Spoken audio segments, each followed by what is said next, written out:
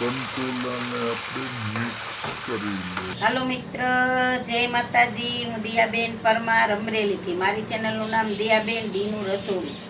તો આજે આપણે ડુંગળી કંટોલાનું શાક બનાવશું. તો આપણે આ ડુંગળી સુધારી લીધી છે, આપણે આ રીતની સુધારી લીધીશ, અને આ કંટોલા લીધા છે અને સરસથી ધોઈને આપણે સુધારી લીધા. અને એક આપણે મોટું ટમેટું આ રીતે સુધારી લીધું. વઘારવા માટે આપણે જીરું લીધું છે અડધી ચમચી, થોડીક આપણે હિંગ લીધી છે, અને આપણે આ લસણ અડધી ચમચી જેટલું આપણે લસણ લીધું, 2 મરચાં સુધારી લીધા, અને આ આપણે આ અદરકનો આપણે ક્રશ કરી લીધો છે એક ટુકડો, થોડીક આપણે હળદર લીધી છે, થોડોક ગરમ મસાલો લીધો છે, અડધી ચમચી આપણે ધાણા જીરું લીધું, અને આપણે આ 1 ચમચી ચટણી લીધી લાલ. તો તીખું જે પ્રમાણે ખાવું હોય એ પ્રમાણે આપણે નાખવાનું. અને આ આપણે સ્વાદ પ્રમાણે મીઠું લીધું, અને આપણે તેલ લીધું, અને લીલા ધાણા લીધા છે આ રીતે, અને આપણે આ પાણી લીધું છે. તો પહેલાં આપણે ગેસ ચાલુ કરશું.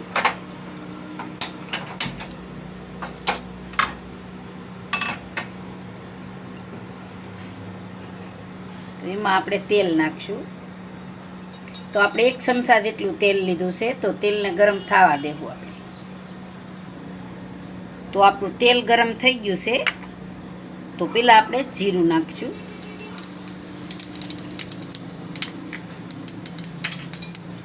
આપણે લસણ નાખી દેવું,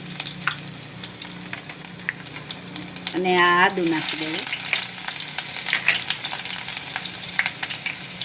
આપણે હિંગ નાખી દેવું,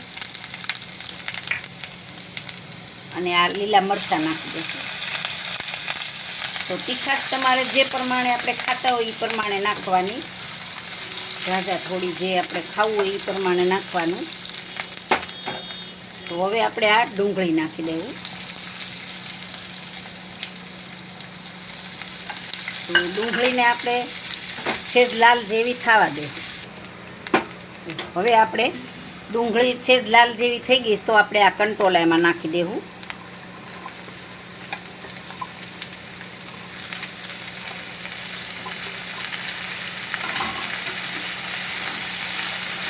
તો કંટોલાને આપણે મિક્સ કરી દેવું આમાં.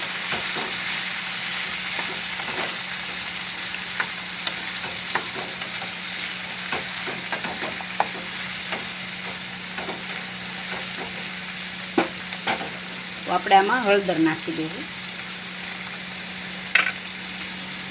અને મીઠું નાખી દેવું સ્વાદ પ્રમાણે.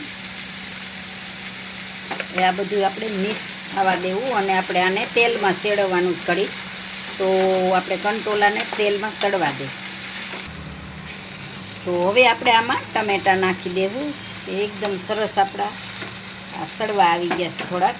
તો હવે આપણે આ ટમેટાં એમાં નાખી દેવું.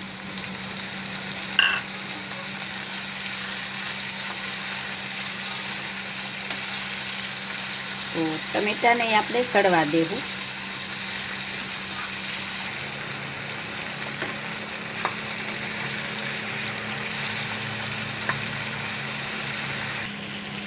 તો આપણે ટમેટાં સરસ ઓગળી ગયા છે. તો હવે આપણે ચટણી નાખી દેવું. તીખું તમારે જે પ્રમાણે ખાવું હોય એ પ્રમાણે આપણે તીખું નાખવાનું. થોડુંક આપણે ગરમ મસાલો નાખી દેવું.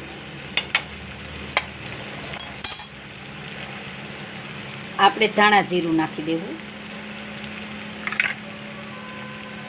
અને આપણે આ કોથમીર નાખી દેવું. બધું મિક્સ કરી લો. થોડુંક આપણે આમાં પાણી નાખીશું. ચટણી આપણી દાજે નહીં એમ, એકાદા ચમચા જેટલું.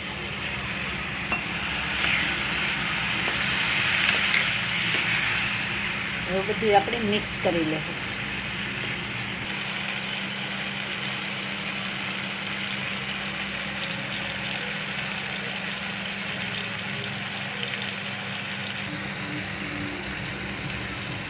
તો આપણું એકદમ સરસ શાક સડી ગયું છે.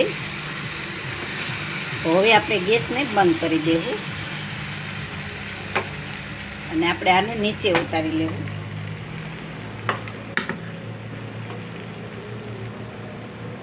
હવે આપણે સર્વ કરી લેવું.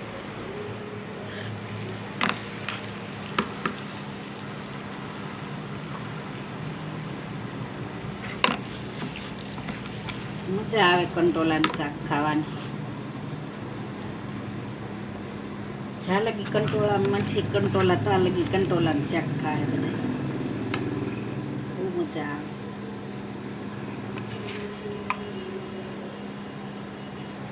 ઉપર આપણે થોડાક ધાણા નાખશું. તો તૈયાર છે આપણું ડુંગળી કંટોલાનું શાક. જો મારી રેસીપી પસંદ આવે તો લાઈક કરજો, શેર કરજો અને સબસ્ક્રાઈબ કરજો. બેલ આઇકન જરૂર દબાવજો. કોમેન્ટ કરીને કહેજો કે તમને કેવું લાગ્યું ડુંગળી કંટોલાનું શાક.